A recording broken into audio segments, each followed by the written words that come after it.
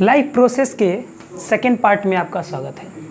First part में हमने बात किया था कि पोषण जीवों के लिए क्यों आवश्यक है। इसमें हमने सीखा था कि पोषण जीवों के लिए आवश्यक इसलिए है कि पोषण की वजह से ही एक जीव जो होता है अपने दैनिक जीवन के कार्य कर पाता है। इसमें हम लोगों ने कल स्वपोषी पोषण के बारे में पढ़ा था, यानी कि वो जीव जो अपना भोजन स्वयं बनाते हैं, जिसमें पौधे आते हैं। ठीक है, तो इसके बारे में हम लोग कल पढ़ चुके हैं कि पौधे कैसे कार्बन डाइऑक्साइड, सूरज और पानी की मदद से अपना भोजन तैयार करते हैं।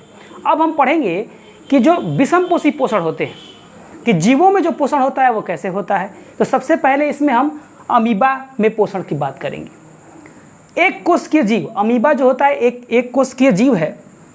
इसकी पूरी संरचना जो है एक कोशिका से बनी होती है। अगर हम कोशिका की बात करें, तो अगर हम अपनी बात करें तो हमारे अंदर असंख्य कोशिकाएं हैं। अगर हम अपने शरीर का एक उंगली का पार्ट अगर काट दें तो इसमें लाखों कोशिकाएं हमको मिल जाएंगी। तो अमीबा सिर्फ इसमें से केवल एक कोशिका का बना है। तो देखिए, सबसे बड़ी क्वालिटी होती है कि जो जीव जितना जटिल होता है, जिस जीव की संरचना जितनी जटिल होती है, उसमें जो होने वाले कार्य हैं, चाहे खाना, जो भोजन प्राप्त करने का क्रिया हो, चाहे वेस्ट प्रोडक्ट के बाहर जाने की क्रिया हो, इन सब के लिए विशेष अंग पाए जाते हैं। लेकिन जिन जीवों में जो होती है छोटे जीव होते हैं, जिनकी कोशिका एक कोशिका से बने होते हैं या कुछ कोशिकाओं से मिलकर बने होते हैं, उनमें कोई विशेष अंग नहीं होता है। उनमें शरीर का जो होता है एक ही पार्ट में सारा काम होता है। इसे देखिए, चलिए सबसे पहले हम बात करते हैं अमीबा में पोषण, न्यूट्रिशन इन अमीबा। अमीबा में सबसे बड़ी क्वालिटी देखिए, एक अमीबा का फोटो हम बनाए हैं, इसको केंद्रक कहते हैं। ये अमीबा का केंद्रक है। ठीक है, ये इसका कूट पदार्थ है जिसको सुडोपोडिया कहा जाता है। अमीबा जो होता है अपने शरीर का आकार जो होता है हमेशा बदलता रहता है। जब ये पानी में पाया जाने वाला जीव है, जब ये पानी में चलता है तो अपने शरीर का आकार बदलता रहता है। और इसको जहाँ भोजन, मान लीजिए कि अमीबा है, इसको भोजन यहाँ दिख गया, तो यहाँ दिख गया तो शरीर का आकार तुरंत ये बदल लेगा और अपने शरीर का आकार ऐसे कर लेगा। ठीक है, अपने शरीर का आकार ऐसे कर लेगा ताकि इस भोजन को क्या कर सके, ग्रहण कर सके। ये इसकी सबसे बड़ी क्वालिटी होती है। तो देखिए, यहाँ हम बात करने वाले हैं कि एक अमीबा है और देखिए इसके सामने इसके आगे क्या आ गया, भोजन। तो इसने अपना देखिए कूट पदार्थ जो है, जिसको सुडोपोडिया कहते हैं, उसका आकार बदल लिया। अब इस भोजन को क्या करेगा, ये ट्रैप करेगा। ट्रैप करेगा मतलब घेरेगा। और देखिए सेकेंड पार्ट में इसने इसको घेर के क्या कर लिया है, अपने अंदर समाहित कर लिया है। तो जो घेरने वाली प्रक्रिया है जिससे फूड ये अपने अंदर लेता है, इसको कहते हैं अंतःग्रहण। अंतःग्रहण इंग्लिश में इंजेशन कहा जाता है इसको।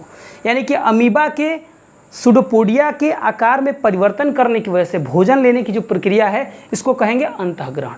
ठीक, सेकंड पाचन। अब जो भोजन इसके शरीर में आ गया, अब इसमें होगा इसका क्या, पाचन। यानी कि अमीबा के और पार्ट से जो भी जरूरत, इसके पचाने के लिए जो जरूरत वाली चीज़ें होनी चाहिए, जैसे एंजाइम है, तो वो यहाँ पर जाएगा और इसको पचाने का काम करेगा। थर्ड चीज़, अब हो गया इसका पाचन। तो अब इसमें से जो अमीबा के काम वाली चीज़ है, पाचन को इंग्लिश में कहते हैं डाइजेशन। तो अब ये भोजन का क्या हो गया, डाइजेशन।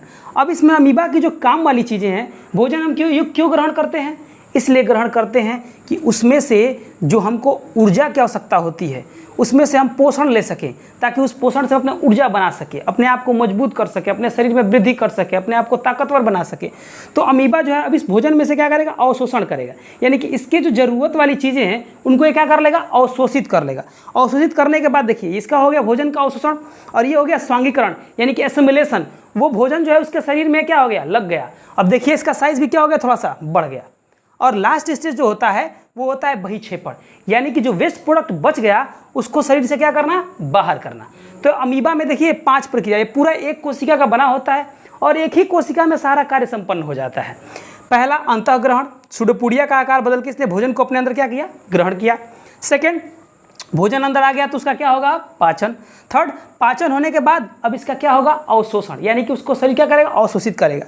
फिर अवशोषण होने के बाद स्वांगीकरण होगा, यानी कि एसिमिलेशन होगा। जो भोजन वो अवशोषित किया रहेगा उसके शरीर में क्या होगा, लगेगा, जिसकी वजह से उसके शरीर में क्या होगी, वृद्धि होगी, उसका साइज बढ़ेगा, उसकी ताकत क्या होगी, बढ़ेगी। और सबसे लास्ट स्टेज है बहिक्षेपण, यानी कि एक्सक्रीशन।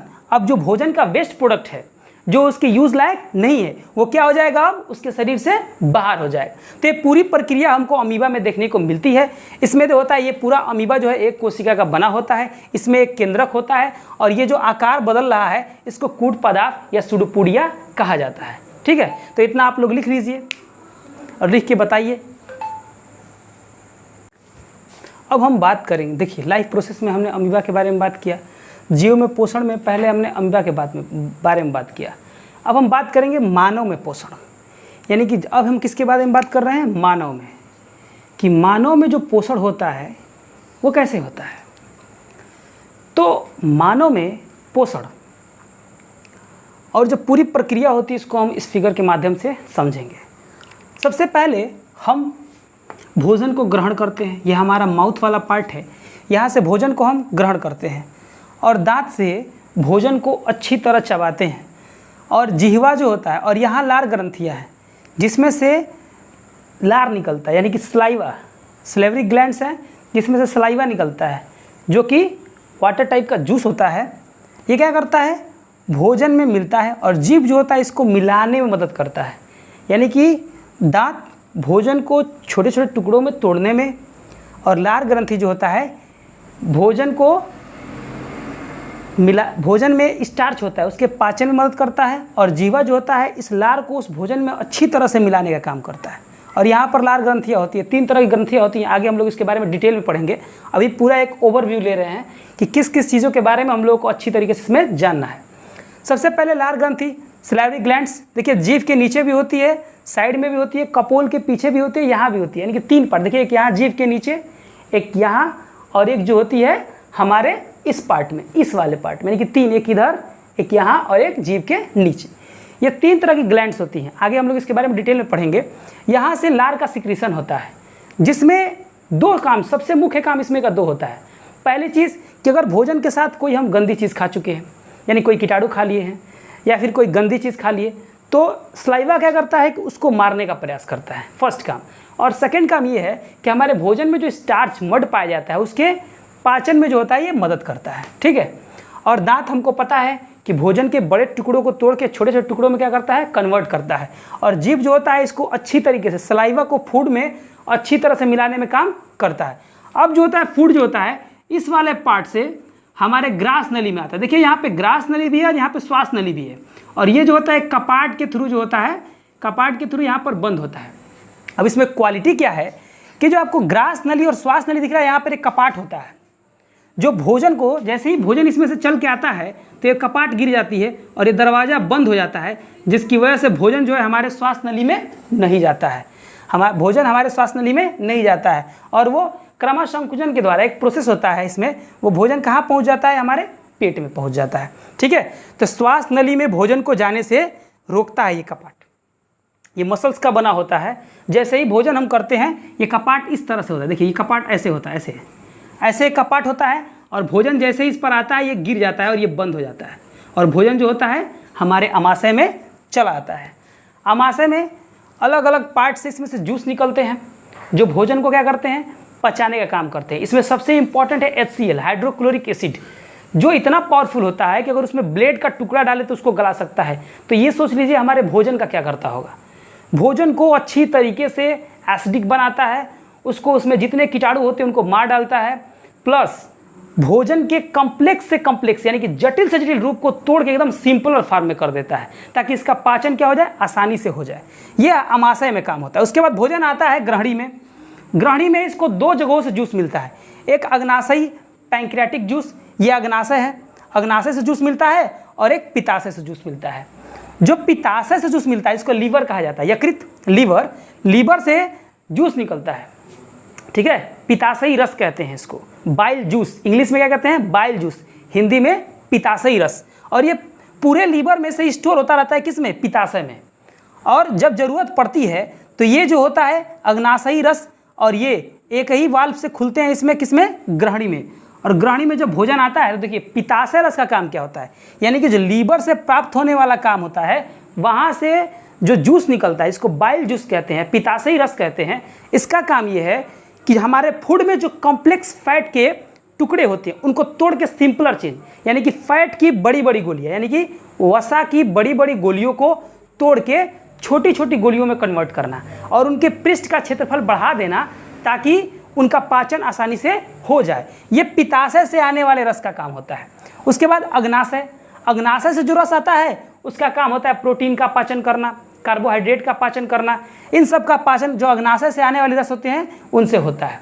उसके बाद खाना जो होता है ग्रहणी से भी कुछ रस निकलते हैं जो खाने को क्या करते हैं, अच्छी तरीके से पचाते हैं। उसके बाद ये भोजन जो होता है हमारी छोटी आंत के अगले पार्ट में आता है। ग्रहणी जो होता है इसी का एक पार्ट है, छोटी आंत के अगले पार्ट में आता है।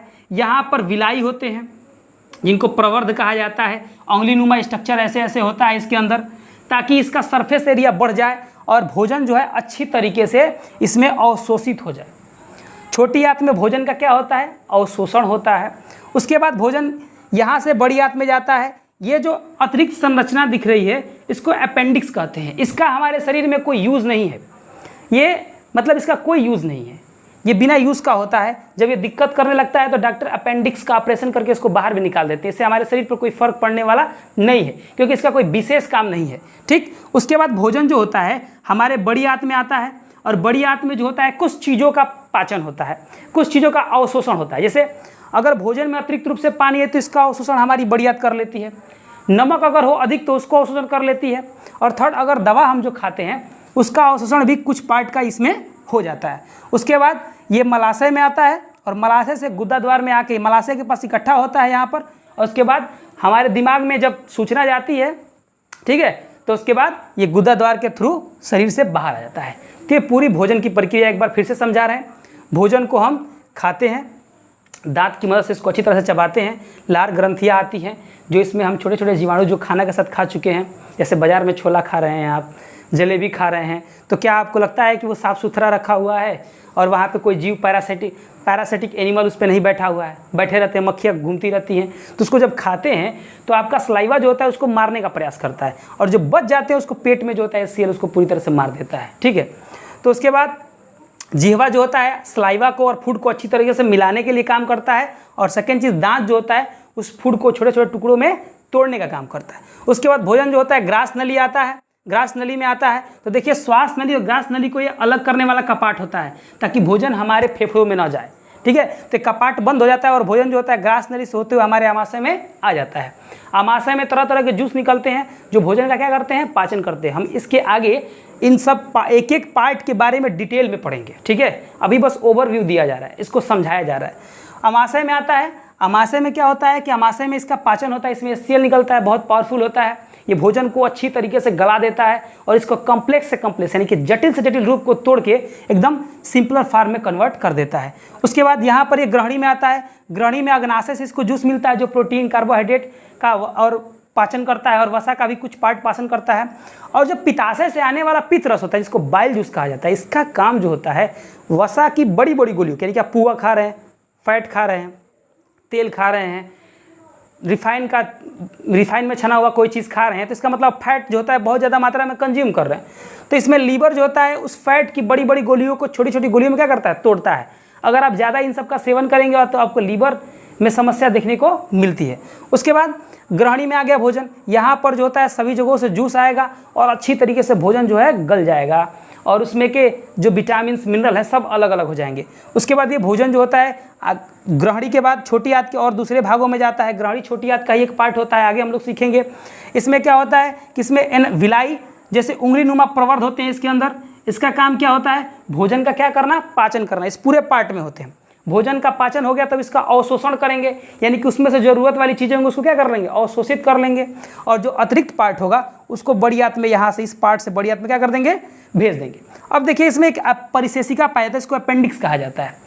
ये इसका कोई विशेष यूज़ नहीं है, इसका फंक्शन हमारे शरीर में नहीं है, ये अतिरिक्त रूप से हमारे शरीर में होता है। और जब दिक्कत होती है तो डॉक्टर इसको अपेंडिक्स के ऑपरेशन के थ्रू इसको बाहर भी कर देते हैं। ठीक है, उसके बाद भोजन जो होता है हमारी बड़ी आंत में आता है, लार्ज इंटेस्टाइन इसको कहा जाता है।